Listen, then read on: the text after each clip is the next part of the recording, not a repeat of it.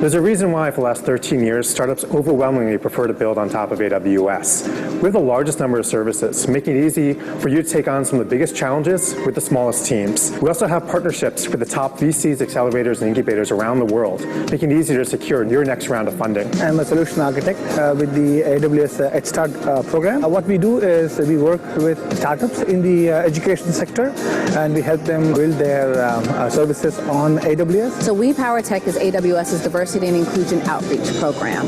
The program is really twofold. One is to increase the number of underrepresented technologists within the industry, and the second is to provide a platform for them to be seen and heard. If you're wondering how the AWS evangelism team might be able to help your startup, there are many ways. We're technically credible across our entire catalog of products, so we can help you figure out which services might be able to meaningfully impact your business. We also want to help tell your story. So if you're building something cool, we want to know about it and help spread that message to the world. So you might end up on stage at an event like AWS Summit. If you're a startup, you should also definitely check out the AWS Lofts. These are event spaces that are free to anyone with an AWS account, and you can treat them like co-working spaces. But the awesome thing about them is that we also have people like technical evangelists like myself, solutions architects that come and give hands-on technical workshops and sessions to help you learn how to more effectively utilize the AWS products and platforms that you're already building on top of. We are a dedicated team of people that love startups, that we just want to come and help you with whatever we can, whether it be technical or business focused. We are here to help guide you and make sure that you do have a say in what's going on. We do get your feedback. We do bring that feedback to the service teams. That is what we're here for. Let us give a resounding applause as we welcome our guest speaker for today's workshop, Mr. Uwem Uwemakpan. Welcome, sir. You're welcome, sir. You're welcome, sir.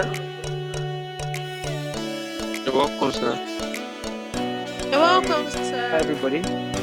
Please confirm you can hear me and see me. Yeah, we can hear you. We can see you. Okay. All right. Hi, everyone. I'm excited to be here.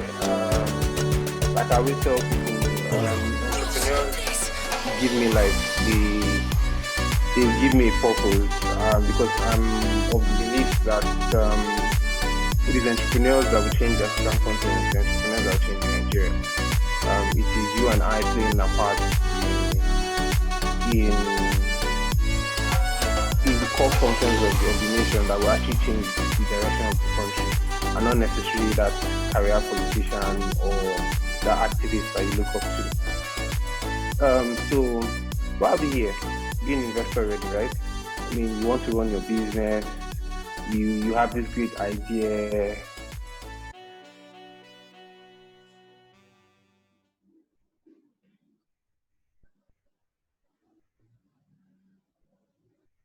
So even the Teslas of this world did not do it on their own. They didn't build huge conglomerates, they didn't build their businesses by doing it on their own. You need help.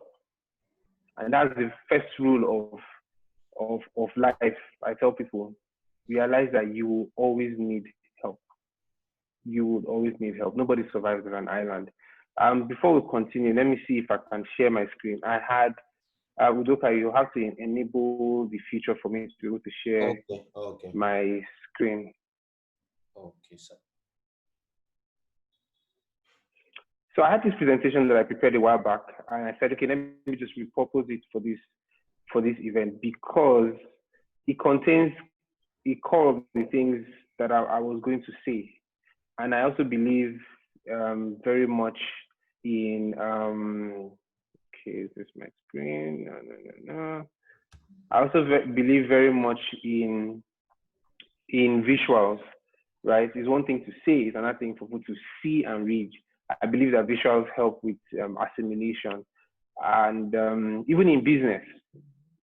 And we're going to be sort of focusing, I wouldn't say, so I'm going to be talking about business generally, but I also mention things about food business. Whether you want to admit or not, food business is very visual. I mean, people literally taste and eat the food in their head before they order the food or before they even make the buying decision. So I'm going to be using picking some of the things in this slide. So who am I? Udoka has done a very good job of introducing me. Currently, I run operations at Invested Capital, and we're focused on the next generation of African innovators across sub-Saharan Africa. Your business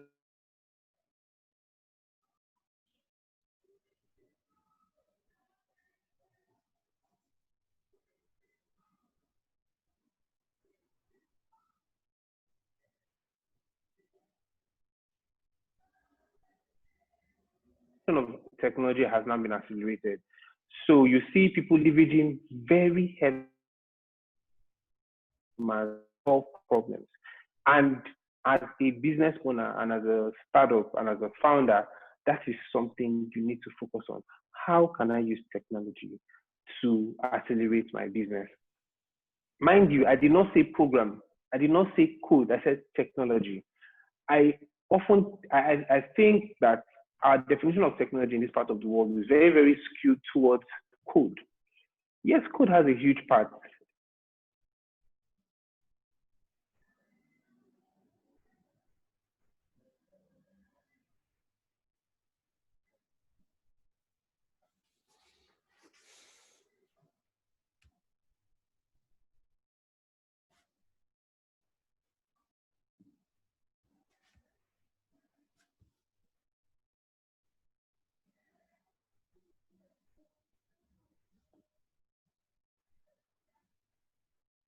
And maybe you don't need to start a business. See, Nigeria is, don't be fooled by what everybody's saying. You know, it's good to be on your own. You have independent business. There is no rest. You're going to be answering to people. Nigeria, and I was running my own thing. I was answering people by 3 a.m.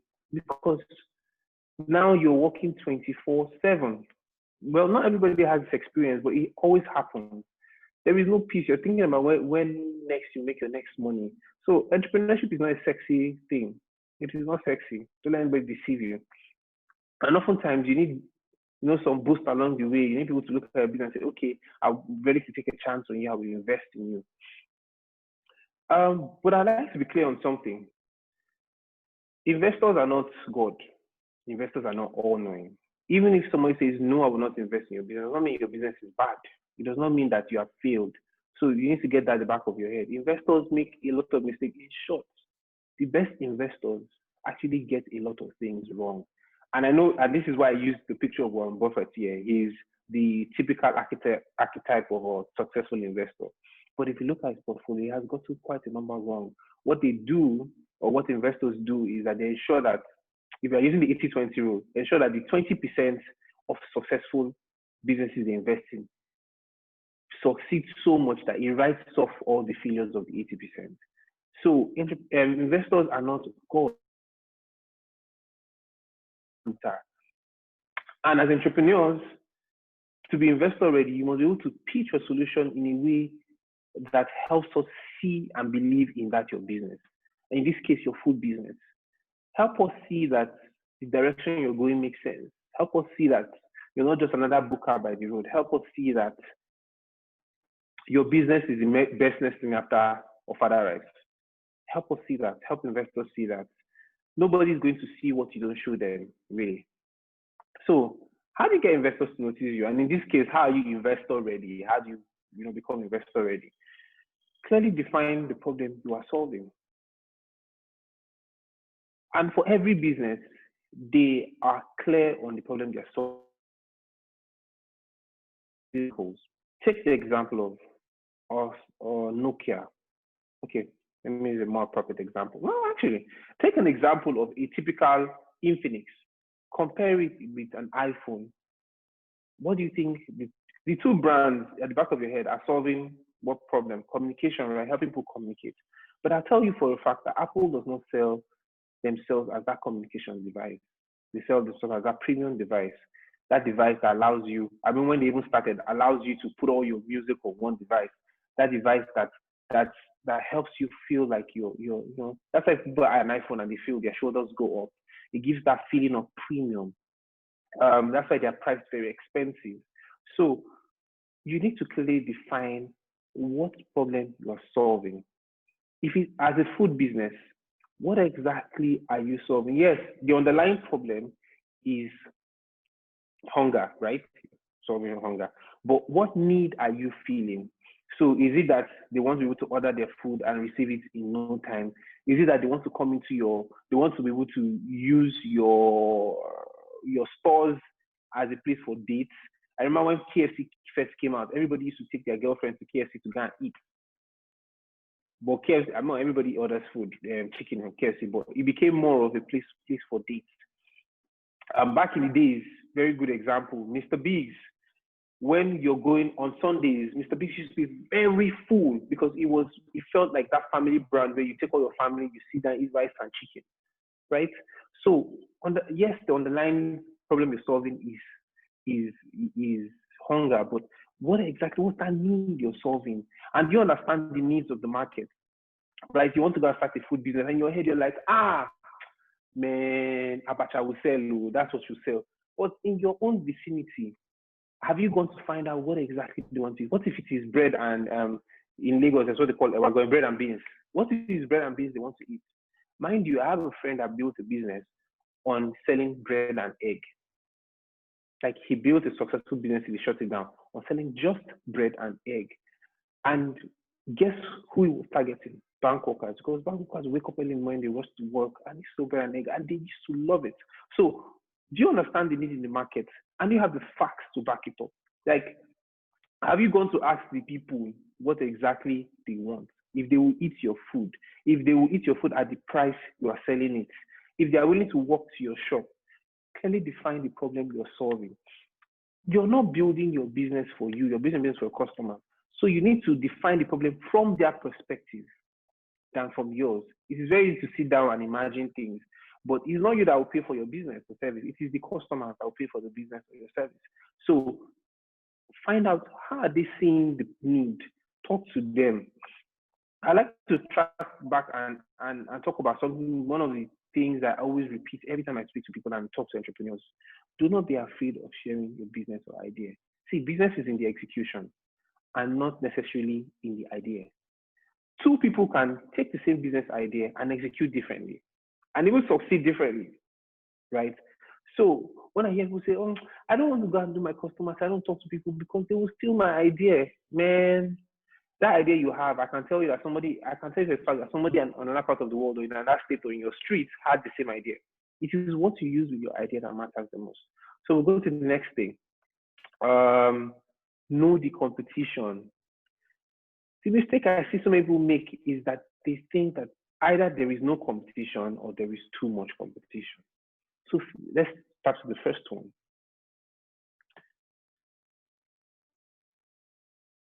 Say, for example, you want to, and food business, water. I see people say, I want to sell pure water. You all know what pure water, sachet water is, 5 naira, 10 naira. It's for everybody. There's no competition. Everybody will drink water. That's not true. Because to a Dangote, he will not buy pure water. He will buy a bottled water, and a bottled water that feels premium. So maybe a Fiji water. Fiji water is a premium water made in Mount Fiji that is always imported to rich people, import them, put them on their private jets. Very expensive water, right? To him, that's the water I would drink because it's clean. He trusts whatever. But to the man to that.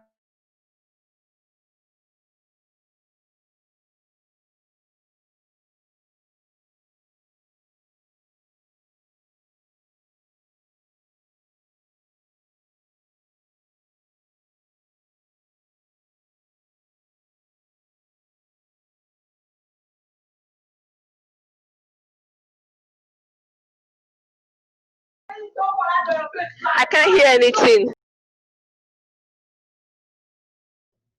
Yeah, same here too. I can't hear anything. I believe it's a general problem. Don't worry, he's going to come Yeah, up. we can't hear him either. Yeah, cool. Don't worry, he'll I feel it's network issues. He's having network issues. okay. Why is this?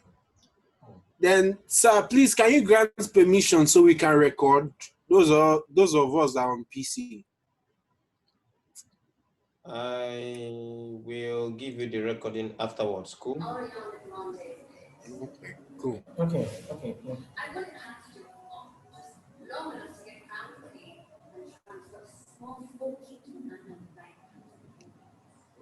Yeah. This lecture is loaded though. Very, very good. So you listen, Angelica. So you listen.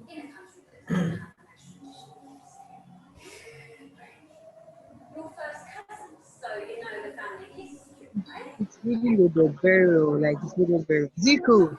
Who is this Zico one? Miami. Who is this one talking? Who is you? Who is you? This is your baby again. Amara, I catch you. Now, carry this in a group, matter come here. Our fight continues. So anyway, I see you, babe. I'll follow you up. Hey, Amara, nice having you, Sha. What's up now? Who they watch TV? Please, who is watching TV? Okay, Reduce it. it's me. Oh, my brother is watching movie on the laptop. Sorry. I'm good. My name is Zico. Eh? What she say? Are you asking him to marry you? We can't hear you clearly. No, she cannot say it clearly now. Who wants permission to record?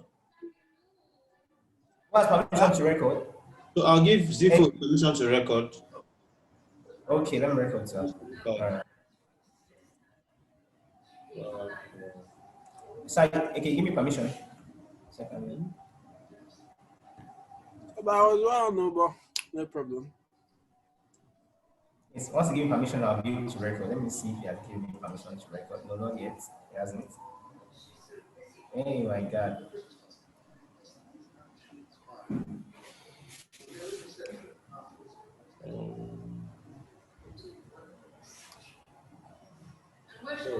Okay. Okay, is it? Hello, hi Chisom, are you here?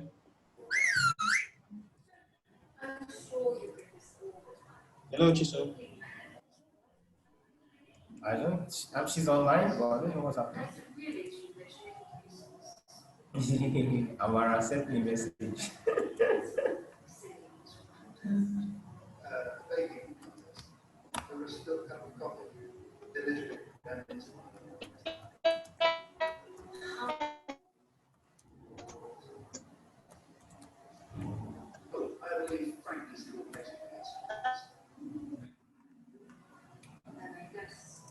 I am. Yes, hello. Okay, great. Please make me the host. Network. Hey, what I don't do. Hello, sir. Hello, Mr. Ozoka. There's no light in my house now, and my laptop battery is not strong, so I think I can go off anytime soon. Yes, Eh? Zoom. Yeah, Zoom. No, I have to record this in class.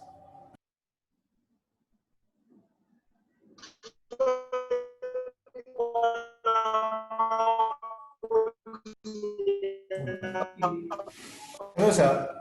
Hello, I can. God, this.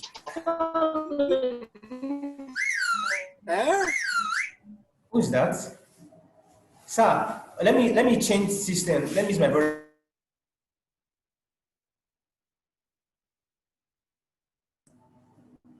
Hello, sir. Can you hear me? Hello? Hey, nobody's talking. Hello? I can hear you, Zico. Okay, sir, I want to Yeah, go we off. can hear you. I want to go off, then I'll log in my brother's laptop, then come online again. Then you cannot make me give me access to the record screen. Is that okay, sir? Cool, very cool. Okay, let me go off now. Thank you. Who is wasting attention, please? Always. I think it's in your background, Zico. Sir? Don't worry, go ahead. Okay, let me go offline. I will log in maybe next 5 minutes. I'll be back online. All right.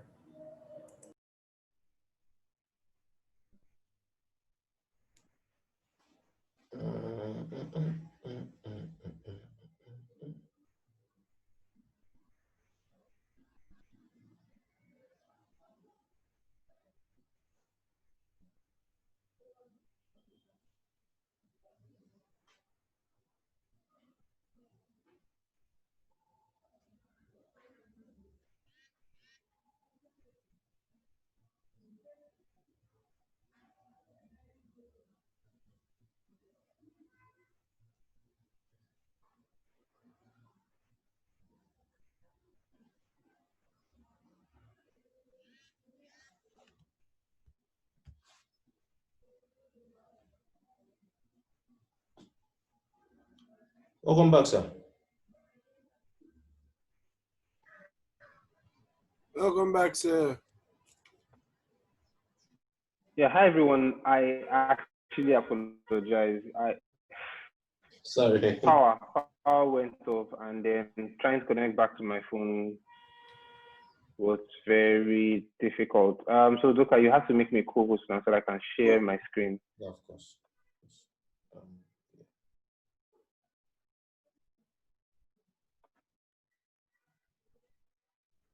So while he's doing that, how many of engaging if people were listening?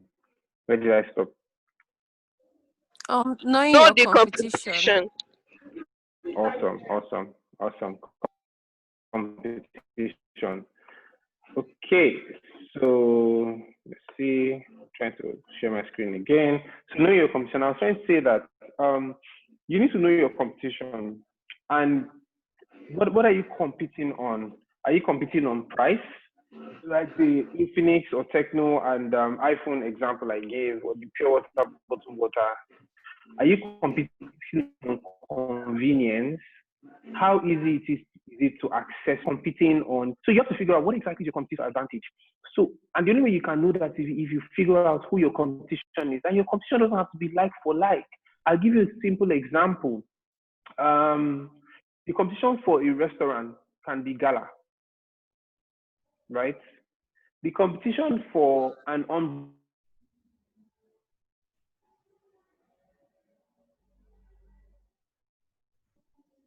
thing that will take the attention of the customers from you.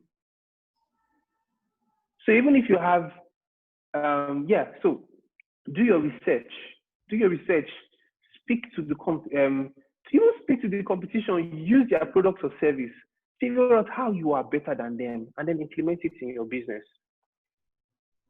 The third thing is don't fall in love with your product. So you have this wonderful idea in your head. Oh, I'm going to build the best restaurant in this city. I'm going to serve or package my food in a certain way. But you know what? No matter what your plans are, no matter what your ideas are, it is the customers that will tell you whether your plans make sense or not. So even if you have an idea of what your business is, your futuristic, I want to deliver my food with a drone. If your customers do not want it, you need to change it. So don't fall in love so much with what you're trying to build that you sideline the needs of the customer. You sideline what the customers want, right? So it's very important because investors look at businesses that have a large group of paying customers, not your brother, not your sister, a large group of paying customers. You must ensure that your business has a large group of paying customers before you actually, before you begin to expand and all, because it's very, very important. And how do you know that you speak to the customers, like I said in the previous example, the previous point? What are their preferences? What are their pain points? What are their buying patterns? Do they buy food in the morning? Do they buy food at night? There's a reason why suya guys come out only at night. There's a reason why your carousel sells only in the morning or towards noon. There's a reason. Understand your customer's buying pattern and tweak your products or service or your business to fit the buying pattern of your target market. Who exactly is your target market? Figure, and I think that will be the next point. Okay, no, next point, but know your numbers. Not many people are numbers people. I'm in the VC game. I've been working with entrepreneurs. I've run my business, but I hate numbers. But you must know the basics. How much are you making? How much went into production? How much is your profit? I'm sure many of you should know the difference between revenue and profit because they're two different things. What is your cost of acquisition? So how much did you spend in getting a customer to buy from you? What is the lifetime value of your product? So if a customer comes into your eatery today, how much does he spend over time? Because that helps you tells you if your cost of acquisition is worth it or not. So if you spend 50 naira getting a customer to walk into your eatery, and at the end of the day, he buys only, what is the cheapest thing you can buy in an eatery now? I don't know. So, okay. So if you spend 15 naira getting a customer, and he only buys pure water, and after the first time he walks into your eatery, he doesn't come back. So you spend 15 naira to acquire the customer, he buys 10 naira pure water and never buys again. You can say there's something wrong. That means you're spending way more to acquire customers than they are spending. So you now have to start thinking, should I spend so much in acquire customers, or do I target the right? Am I targeting the right set of people, or do I give product offerings, or am I selling what the customers don't really want? So you need to know your numbers and avoid vanity metrics. Now, vanity metrics are numbers that look so good, but they don't make sense. 1,000 people walked into my eatery today. That doesn't make sense. It's a good number, right? It's fine to have, but how does that help your business? What you should be tracking is how many minutes they spent inside your eatery, how many things they bought, were they repeat customers? Do you see? So the kind of numbers you're looking to track are very, very important. In short, there's a popular saying that goes, what you do not measure and track does not go. And that's very important. The things you don't measure, things you don't track will never grow. To the next point, lead with stories. Now you're in the food business. Now, no matter how you see it, no matter what kind of business, stories sell businesses. I'm telling you. So you have your numbers, you have everything. But frame your business with a story. So you're trying to pitch to potential customer, even an investor in your business, and you're saying, remember the bread and egg example I gave earlier. So, growing up, I saw my parents, work so hard and they didn't have time to take care of us. And the only thing that they could afford to give us as breakfast was bread and egg. And that's why, and I became a young person and I was working, and where I was working was, X kilometers away from where I lived. And I used to leave very early to avoid traffic. And the only thing I could have as breakfast was bread and egg from that roadside. And that's why I'm building my restaurant to sell bread and egg. I'm not saying that should be a story. Now, you see how that story is kind of emotional, and it leads with a problem that many people have, lack of time, we are busy. And it's emotional because everybody is emotional when we talk about how our parents sacrifice for us. You see where I'm going with that? So give people a reason to be excited about your business, to be excited about buying from you, to be excited about investing in your business. If you tell people, you see this food in my eatery, when you eat it, you feel like Tony Elumelu, because you know that you're eating food for kings. You get, right? So live with stories is very, very important in every business. But it doesn't have to be a long story, it could be short, but appeal to the emotions of people. It's very, very important. Human beings are very, very emotional. Every and most buying decisions come from the emotional side of our brain. In short, if you appeal to the emotional, sometimes emotional beats logic when it comes to customers. That is why you see Black Friday sales, price 10,000 naira. Then they put another price with red mark and underline it. Price 10,000 and cancel it and put another price 5,000 naira. But in reality, the original price of that thing was 5,000 naira days before. But because everybody sees 10,000 naira X, they assume that, I'm getting a deal, and they go and buy it. So live with, human beings are very emotional, and learn to tap into the emotional side of them. Show growth and execute. It's important to execute.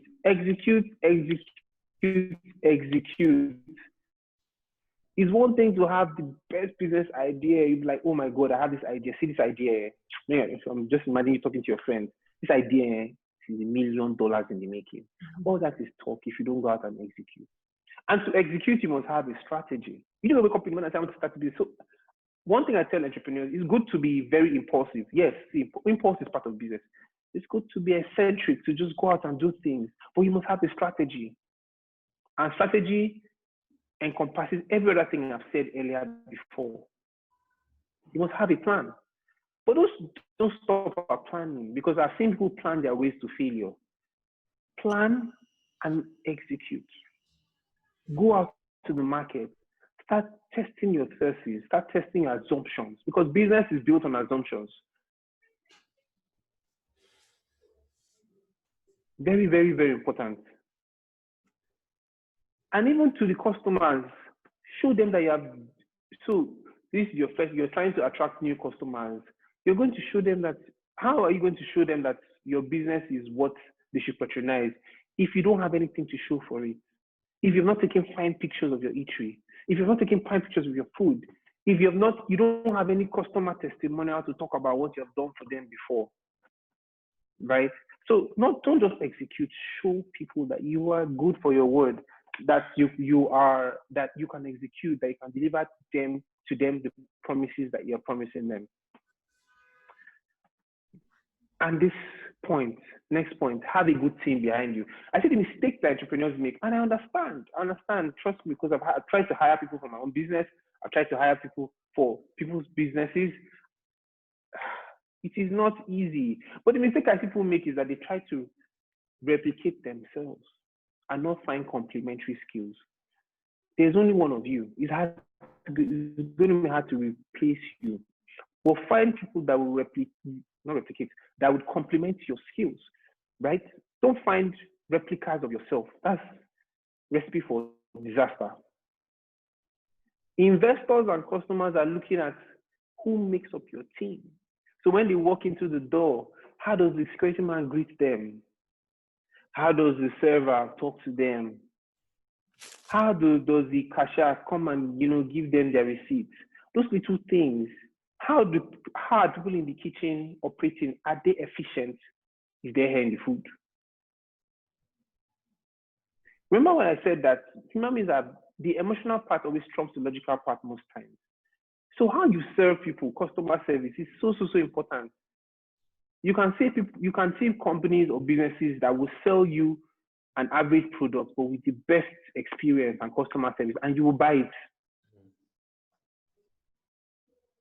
So have a good team, because to be honest, like I said earlier, remember the first slide where I talked about how, second slide, I talked about how entrepreneurship is a lonely journey and you need people around you, you need people to work with you. You can't do it on your own, you will die of high blood pressure. Dangote did not build his business. In short, Dangote has a knack for employing expatriates. Because you don't see them in the news does not mean that he doesn't employ people. So the Elumelu who I've worked with for so many years employs very, very smart people. In short, smart women. Majority of the team behind the scenes used to be women, and they're very, really smart. Like people that would talk and you'd be thinking, wow, should I even open my mouth? Am I smart at all? So ensure that you have a good team. Now I understand that in our current climate, it's always hard to hire talent and retain talent, and that's fine. One of my mentors told me that hire the best hands, one, hire for potential, two. Now, you're not just hiring for potential, you must have the basic skill. Three, even after you've hired for potential, hire people that are learnable, that are people that are open to learning. And four, pay them,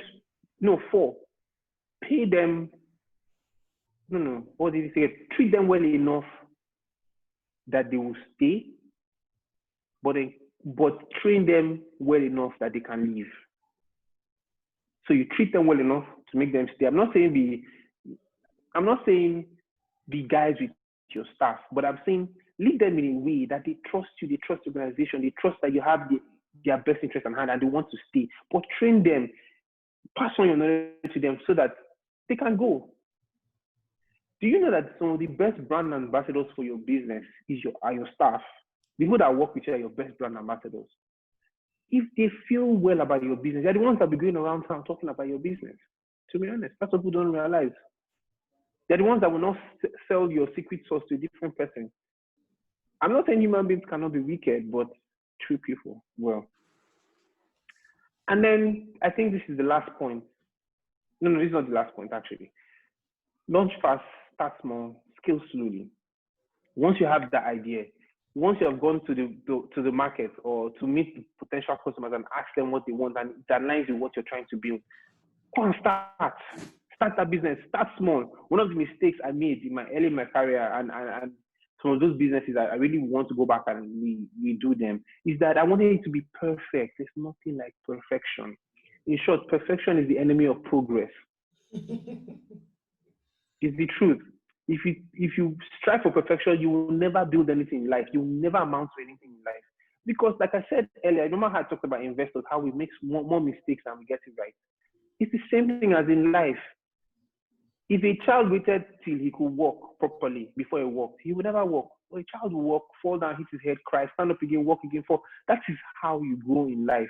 You must be ready to make mistakes. You must give yourself the chance to make mistakes. I'm not saying that you must always make, because if you're making the same mistakes over and over again, then there's something wrong with you. But give yourself the chance to fail. I know failure is difficult in this region because, I mean, where is the money to fail? Where is the encouragement to fail? In Nigeria, you fail and it's a stigma. Abroad, when you fail in a company, somebody else will come and invest in you, say, because they feel like you know how not to fail again. However, nothing worthwhile started perfect. In short, everybody see. This is a secret. Nobody has told you. Everybody's winging it. Nobody knows what they are doing. Even that aspire motivational speaker is just trying his luck. Everybody is winging it. Know this, and know peace. Not everybody knows what they are doing. They're just taking it day by day by day to figure things out. So don't strive to be perfect. Launch fast, start small, learn as you're going, and scale slowly. The reason why I put scale slowly, because oftentimes at the beginning, you don't want to scale too fast. Scaling too fast increases your operational expense. Scaling too fast increases how many people you need, how many people you have to manage. You know, it becomes very complex. So as you're learning, you're scaling slowly, and when you think you have all the knowledge you need, you then begin to scale, very fast. And then, let me see the last point. Oh, no. Yeah, to my next,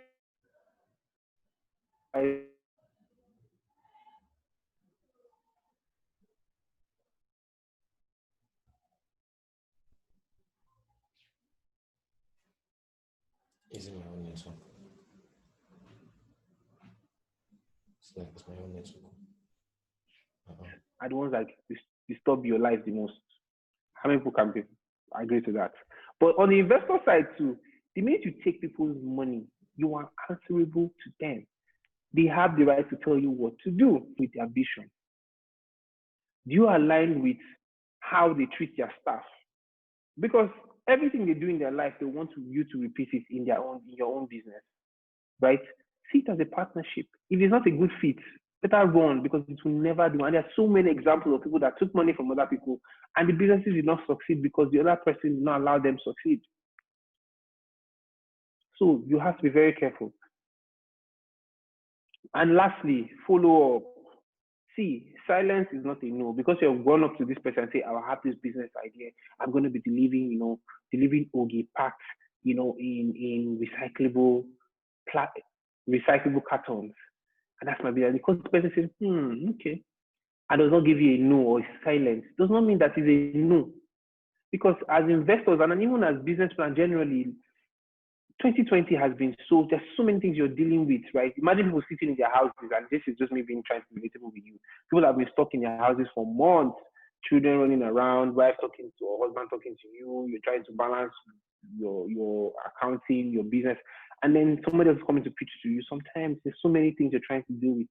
That's why you must learn to follow up, the art of follow up. Go and learn how to follow up. Don't just send me a message or send me a message and say hi and wait for a response. Nobody has that time. Good afternoon, Mr. X. My name is this. I saw you speak at this. And interestingly, I have a business that solves this problem. Do you have time tomorrow for a call? You can even go ahead. Do you have time tomorrow by 4 p.m. for a call? Please let me know if this works for you. And he doesn't reply. You go back again as long as you keep till you get a hard no. And interestingly, we have invested in people that we gave a no because they came back to show us that your no, that decision you made was wrong. Because he came back with numbers. The person says no. 3 months from now, you have built something, you have traction. You go back and say, so remember that business I was telling you about? See, this month we've had $10,000 in sales or $10,000 in sales. We have 5 people walking to the restaurant, XYZ. You keep on updating till you get what you want. We were not taught. This is one of those soft skills we never taught in school. And we're not taught because typically the lecturer will shout on you, shut up, go away, get out, all that thing. You're trying to talk to your father. Your father is like, please, I don't want to hear, go to school. We're not taught that. We've not been taught the art of follow up. So it's something you have to learn. But nobody, the guys that close the biggest deals, they have a degree in follow up. Trust me. The biggest deals don't just happen once. Sometimes, yes, people just wake up and write their check, but the biggest deals result from constant communication, building trust, building a rapport. And as I tell people too, don't go and meet an investor and just be selly. Engage with them. We're in the world of engagement.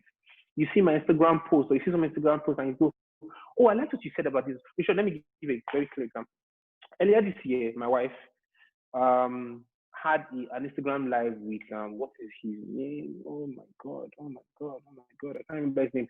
He's this very big leadership coach abroad. And then how did she get him to be on Instagram live with her? I mean, this guy is 10,000 over thousands of miles away in the US. She's in Nigeria. She's never met him. She just engaged. She was constantly engaging him. He puts out a newsletter and she replies, no, but I think that this is what you said, but I think that this is how I think. This is what I feel. And he'll respond back like, no, let me explain to you. And they built a rapport. And then one day she was like, you know what? I know we've been, engaging by email, but can we do an Instagram live so everybody will hear the wisdom we have to share? And that's how it happened. So very, very important, engage with people. Don't just sell. Engage with them. Solve a problem for them. Be a value aggregator. People recognize value. People are attracted to value.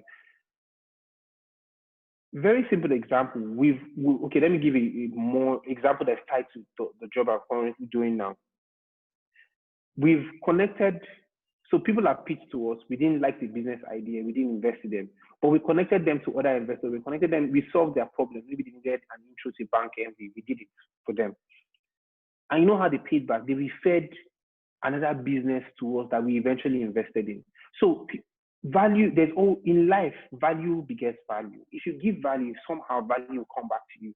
So even if that person is not investing in you, find creative ways to exchange value. I'm not saying do things for free. Now the mistake you make is people work for free. But I tell people, don't work for free, work for value. Work for what you can get out of it. You don't have to be monetary. It could be introduction. It could be feedback on your business. Work for value. So I think, and then the last one, I think I've been saying last, but I'm very sure this is the last one. Be accessible. Are you on LinkedIn? Are you on Instagram? Are you on Twitter? And how are you crafting your profile on those platforms to show the person you are? For me, on Twitter is where I rant about Nigeria, but you never see it on my LinkedIn. My LinkedIn is more for investment. I talk about investment. My Instagram is more my person, my family, me, my personal life. So for each of my platforms, I've crafted it to shoot a certain archetype, but it also ties back to what I do. Because if you go to my Instagram, I share a lot of personal stuff, my pictures, my cards, my life. You still see things on business. On my Twitter, where I talk about, answers, I rant about Nigeria, I talk about development, sometimes I tie back to investment. On my LinkedIn, where I talk about, building an ecosystem, it's still tied back to investment. So the core of you must shine forth in whatever platform you're in. And then you have to be accessible. People send you a message, don't go and respond 3 months after, right? If you have a website, is it updated? Are you reading the messages that come in? If you're on Instagram, are you responding to messages? We are in the world of engagement. Somebody might like your stuff. In short, oftentimes it is the person that responds first that gets the job. Yes, unfortunately. It's the person that responds first that oftentimes gets you, because by the time you have taken 1 year to respond, somebody else has already convinced the customer. So you have to be accessible. So that's that. Thank you very, very much. That's the little I have to say. If you have questions, I really, really would want you to ask your questions and let's have a conversation. Thank you. All right. A very big round of applause to our very, very well erudite guest speaker in the house. Let's show appreciation. Then we'll ask our questions. Thank you very much. Thank you, sir. Thank you, sir. God bless, sir. Sir, if not for, we already decided that it was too far. That was the best. I don't know. You are now. I'm still deciding. I don't know. Like, I don't know. Thank you so much, sir. Thank you so much, sir. Okay, sir. Okay, so if you have questions, you should please put it forward.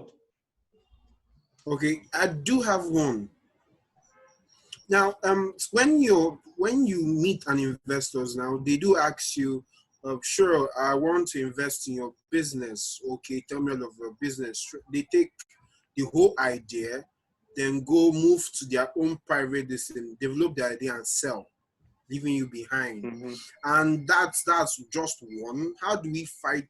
It's not really fight. How do we secure ourselves in such things? Because we have seen investors that said, okay, come, bring your idea, bring your prototype.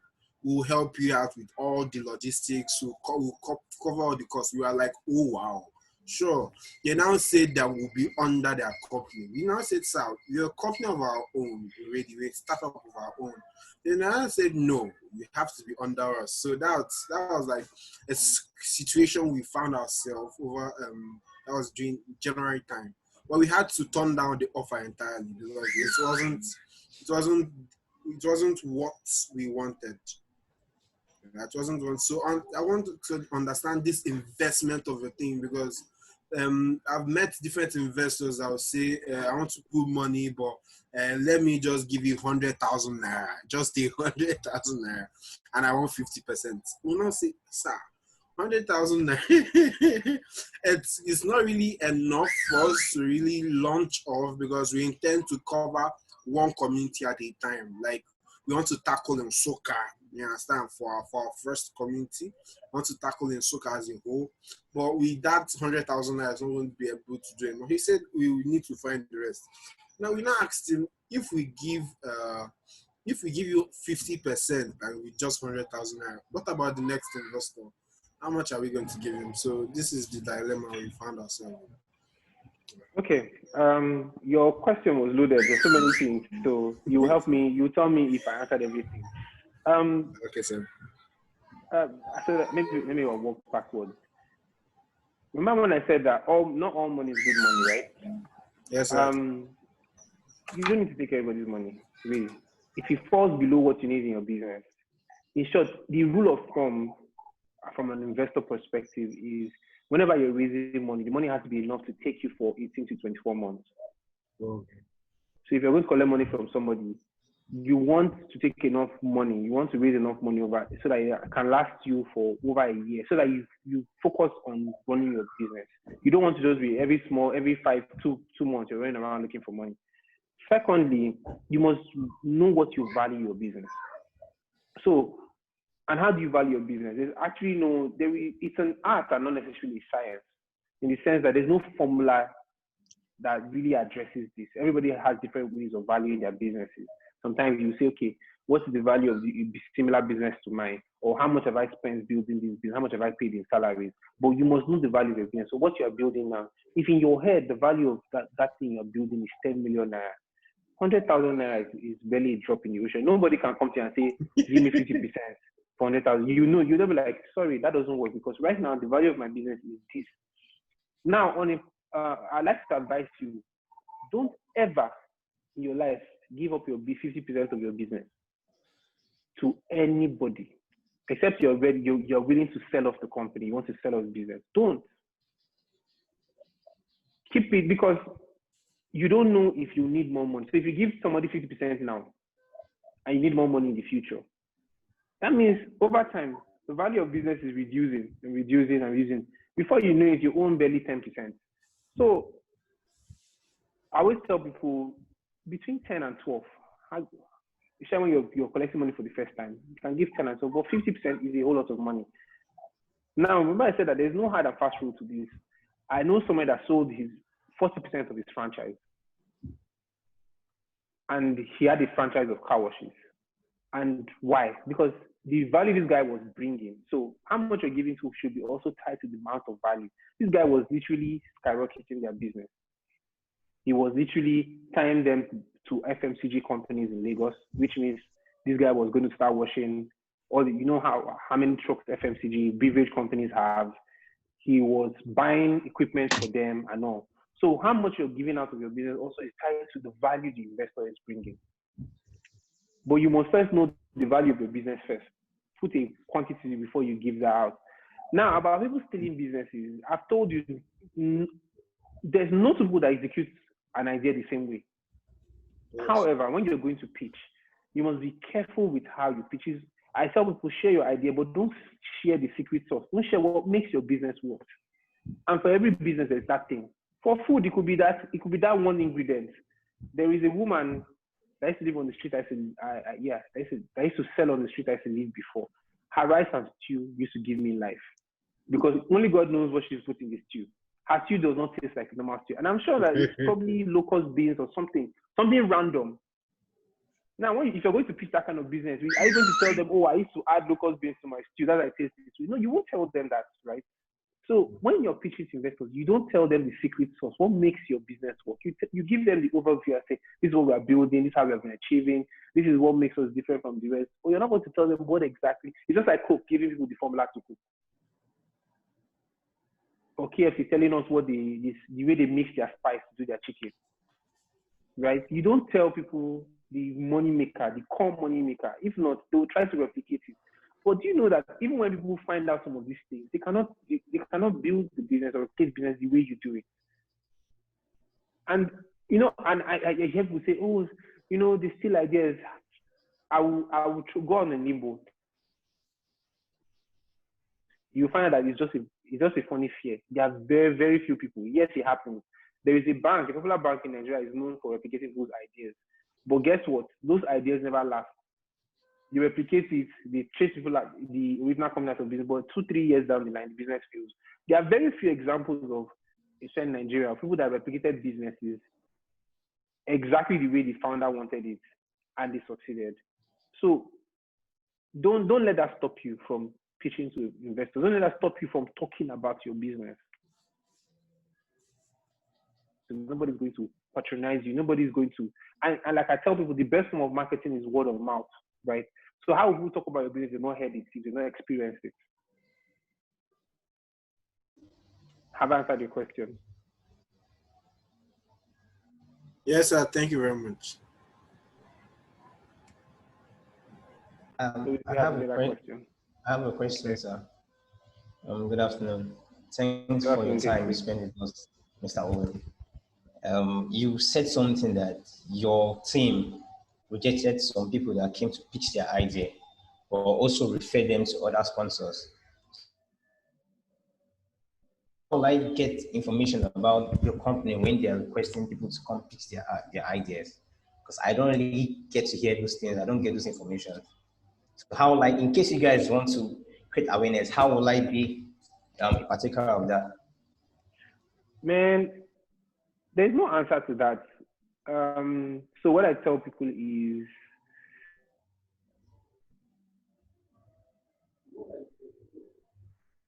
hello, investors in Lagos. Two, you have because network went bad, sir. You need to repeat. Sorry. Oh, can you hear me now? Yes. Mm-hmm. Okay. So let Google be your best friend. You need to keep, Google. Find out pitch competitions in Nigeria, investors in Nigeria, opportunities in Africa. Keep on searching. Secondly, social media is not just for brands, Juventus versus Milan. Social media is also for engaging with the people that will potentially invest in you. How many of them are you following?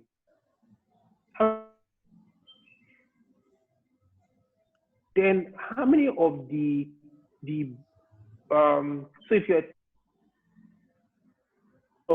follow.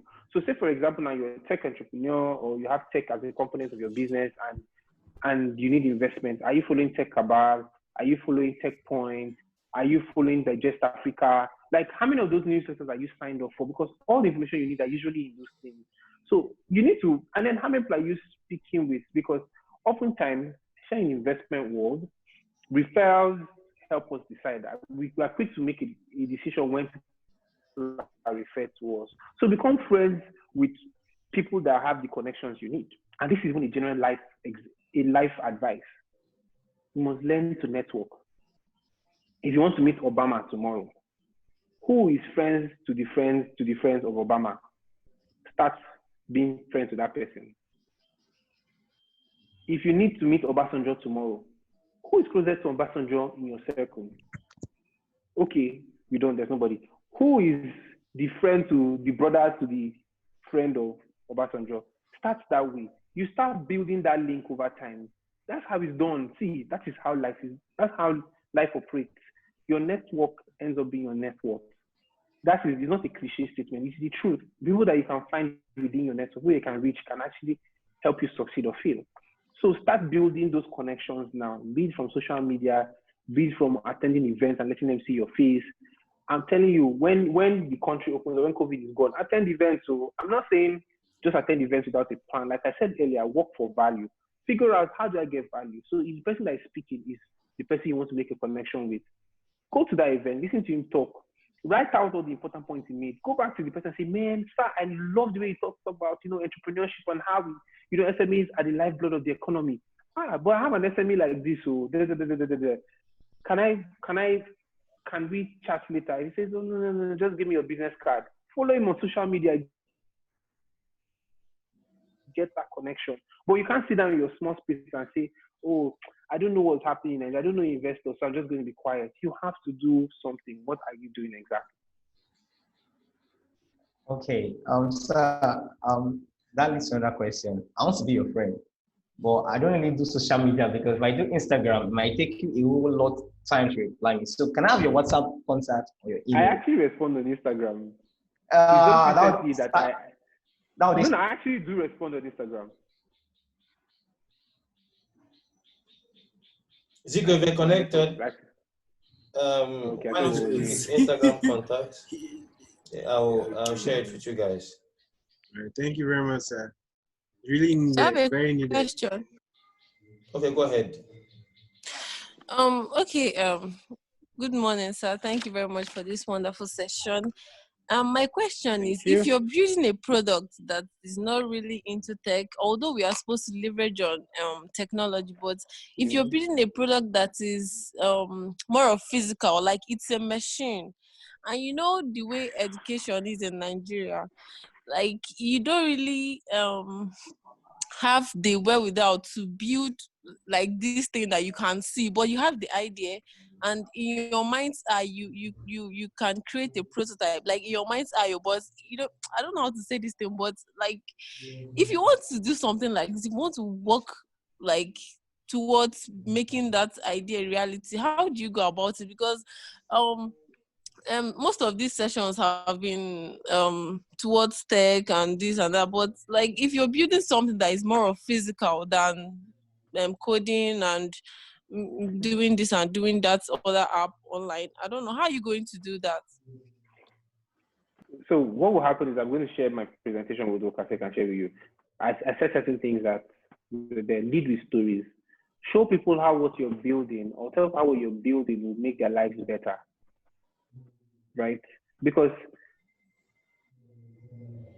from the perspective of, oh, it is cheaper, or it is more affordable to, how is it making people's lives better? How is it making them live better lives? How is it making them do the things they want to do faster and seamlessly, right? So you have to lead with that kind of story, with that conversation. You also, because you are building something, you have to try to build a prototype, because how else do you show people that something works for them if you don't see it? There's one thing to tell, another thing for people to see and experience it. So it's very, very important. Lead with stories, show people how it's better their lives. And I always tell people that your first set of customers will probably define how well you succeed. Find the people that have that thing, that need it the most, and solve that problem for them.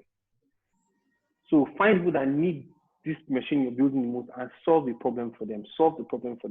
And you'll see that you'll begin to get more. Remember I said how word of mouth is best for marketing. You begin to build more social capital, in the sense that people be like, okay, this person says she's building this and this works for me. Okay, let me just keep on trying. Let's try. It's not perfect, but it solved this way for me. Let's keep on trying. Then secondly, we're in the world, like I said, world of visuals. collect their testimonials, collect what they're saying, have a small website, have a page, put it up there so that when people are asking, oh, I want to know more about this thing, or put it on your social media, you share the link and stuff to them, say, okay, this is what I've built, this is what people have said about it, and then be clear about price. I've never understood, and maybe I'm deviating, I'm jumping to social media, and they don't put a price, and they expect the customer, customers are not patient, to DM me and say, what is the price? I promise you that you have lost the potential. You will lose, for every one customer that asks you for the price, you've lost about 5. Because people just want to know what the price is and make a decision immediately. So be out there, be as transparent as possible. And where you are still building your product, you have a group of people, that you're always updating. So it could be people that believe in your product, people that are investors, and you update them. Oh, today we built the casing for this machine. This is how much it costs, and this is this. I'm so happy for our progress. Put it out there, send it to them. People, like I said, people buy into your story, really. So sell the story. Sell. Tomorrow to be like, oh, now we have done with the machine. We're working on packaging, and packaging costs X amount. And because it's been so expensive, we decided to not use this carton of 10,000. We're now using this carton of 5,000. And this is what we have. So you can start placing your orders now. Do you know? I know people that built machineries and built stuff and sold before they completed it. So let me give a very popular example. But they had a track record. Tesla, the Cybertruck. Tesla hasn't sold one Cybertruck, but he has outsold it. Like, he has sold everything in production, but he has not created one. People, like I said, the logical part of people buying into stories. So if you can sell it to them how this machine is going to do X, Y, Z for them and make their lives easier, there's some people that will buy from you. And those are the people that you need to target. And yes, you said Tesla is a big company. That is why you need to build competence over time. People believe in people that have shown competence. So you don't have to be competent in that product you're building. Because competence is something you did in the past. Say, for example, like I remember I said, be a value day, or no, last year. Maybe you had a problem and I solved it for you. And then I came back to you to ask, okay, I'm building this thing, and this is what this stuff does. Don't you know that there's a higher probability that you will trust me because I solved the problem for you in the past?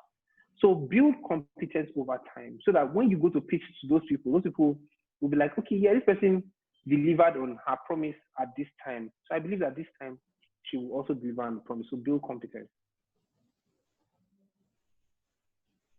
Perfect. Thank you, sir. So any other questions? Okay, thank you. Meanwhile, Angelica, are you cool with the answer? Because the answer was for your question. Well, I am cool with a part. The other part is building the prototype, because 2 months ago I had to pitch an idea, although I didn't really know how to pitch then, but I was supposed to pitch and they requested for a prototype, and I was finding it very difficult to explain how I was going to do that, because I was trying to say that I don't know how to build. I don't know, like, how am I going to look for engineers or people who are going to work with me, and I don't even have the capital to maybe lure them into wanting to work with me. So I found it very, very difficult, and eventually I just messed it up. So that was I'm what going to be very made me ask the honest question. with you, Angelica. Very few people will invest in anything that they can't see, and they can't see is real, because in this part of the world, people have sold ideas and nothing happened, right? So you need to figure out a way to build a prototype. But yeah, this is something I need to tell you. There are people that actually fund ideas, like Elumelu Entrepreneurship program. They were funding just ideas. Look for grant programs. Go and search for them. There are plenty online. Look for them. And Africa is the next frontier. So there are many of them that are beginning to come into the continent. Look for those ones and sign up for them and get the capital you need to build your prototype. But you will not get any serious investor when, one, you don't have a track record of building something like that, and two, there is no prototype for people to see and try. So look for grants to build this prototype. You can't tell me that you don't have an engineer to build it. I mean, by now, you should already figure out the people that you need to build it. If this is really something you want to build, then the question will now be, okay, how do I get the money? Then you look for grants. But no, don't tell me you don't have the engineers to do, you don't know who can build you. That doesn't inspire confidence. Okay, thank you very much. Sorry, I'm back again. My network. I was asking a question. I don't know if you can hear me. Yeah, you go. Okay, so I was asking like how will I connect with you? Okay. His number is on. Rather, he has given out his. Follow me on Twitter, follow me on Instagram, engage with me, trust and respond.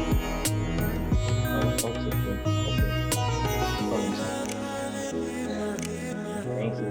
But what if now you're so busy? So busy because I know you're a busy person. Let me be honest with you. If you think that WhatsApp will be started with just sorry. So I have a lot of messages from people from my former life right now. So I used to manage the entrepreneurship program. So I have thousands of entrepreneurs that have my number. So I really go to WhatsApp except so I just apportion the time. I say, okay, this morning I need to open my WhatsApp and check on my phone. I might not respond to you as fast as you think I respond to you on WhatsApp. Okay, so what platform do you respond to? You're very active, very, very active. Instagram and Twitter. Instagram is when you have a conversation. Yeah. Instagram. Is Monsieur Uwem, yeah, it's in the chat section. Okay, let me check the chat. Any other questions? No, sir. Thank you very much. So just assume no more questions. So I want to say a very big thank you, sir, for making our time out of a very busy schedule to be with us here today and then give us this very insightful thriller as part of the workshop. Obviously made evident that it was very thrilling by the comments and the appreciation being given by everyone. So I want to say a very big thank you, sir.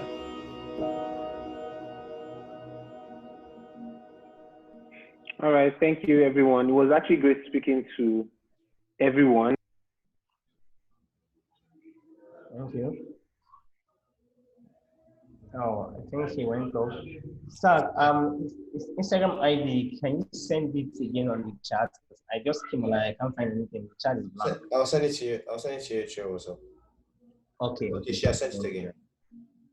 Cool. Okay, yes, I've seen. Angelica, thank you very much. So I'll say it's been quite insightful, right? Very, very, very, very, very. Very, very, oh my goodness. Very, very insightful. Like, oh God, I'm so grateful. I'm so grateful. You're welcome. So that's exactly what we've been saying. It's important to attend workshops like this for obvious reasons. One, you network, okay? Everybody, almost every youth in Nigeria applies to the Tony Elumelu Foundation grant, and you just spoke with the program officer, the person in charge of the Tony Elumelu Foundation grants scheme. And then you've had a means of having some conversation with him afterwards on it privately. Then again, you get insights, things people take for granted. In Nigeria here, a whole lot of persons tend to play down on this. They don't know the importance, but it's very vital that you listen to individuals that have achieved what you intend to achieve. Like I said before, someone entered an exam or comes out, tell you, oh, I had 100%. Then you ask the person, please, what was the question? Oh, the person answers, the question was 2 plus 2, and I wrote 4. So if you write 4, you also pass. You take exactly what you are told into exam hall, and you read the same question paper, 2 plus 2. If you write 4, you get also 100%. One is a simple instance to explain the scenario I'm trying to get clear to you. It's very vital to listen to those who have achieved what you want to achieve. At least they've made some mistakes, see what works, see what doesn't work, and they put it all out there to you. So you're more informed to take decisions and then be better positioned to be successful. Entrepreneurship is very hard